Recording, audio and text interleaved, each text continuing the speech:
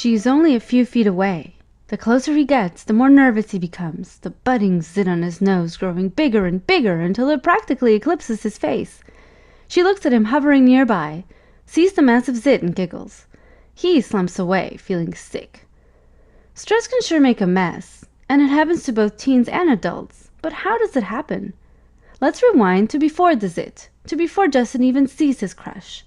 Already late for school, Justin got to class just in time to hear the teacher say, "Pop quiz!" He hadn't done his homework the night before and felt more unprepared than the ambushed World War II soldiers he was supposed to write about. A sudden rush of panic swept over his body, leaving him with sweaty palms, a foggy mind, and a racing heart. He stumbled out of class in a daze and ran straight into his all-time crush, spiking up his stress. Stress is the general biological response to a potential danger. In primitive caveman terms, stress can make you fight for your life or run for your life if, for example, you're confronted by a hungry saber-toothed tiger. Special chemicals called stress hormones run through your body, giving you more oxygen and power to run away from danger or to face it and fight for your life, hence the term fight or flight.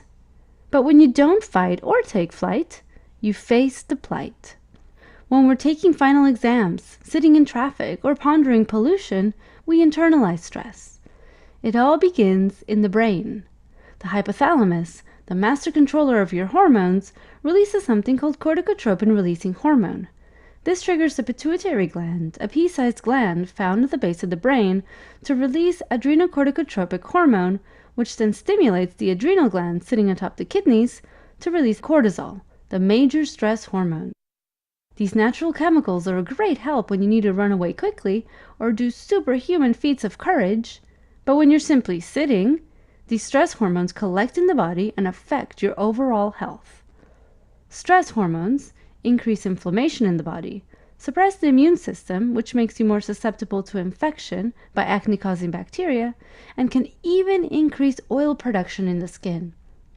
And this is the perfect storm for forming a pimple. Cortisol is a major stress hormone involved in making skin cells churn out oily lipids from special glands called sebaceous glands. But when there's too much of these oily lipids, called sebum, they can plug up the swollen, inflamed pores and trap the pesky acne-causing bacteria inside, where they set up house and thrive. Add a dash of inflammatory neuropeptides released by the nervous system when you're, nervous, and angry zits follow. To make matters worse, Justin is a boy, meaning he's got more testosterone than girls. Testosterone is another hormone that increases oil production in the skin.